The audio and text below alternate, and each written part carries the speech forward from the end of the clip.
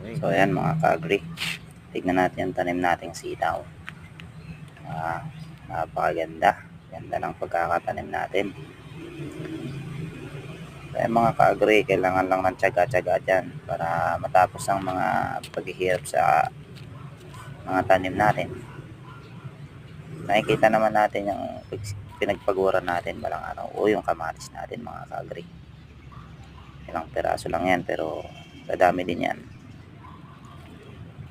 Ito yung melon natin ka-agri.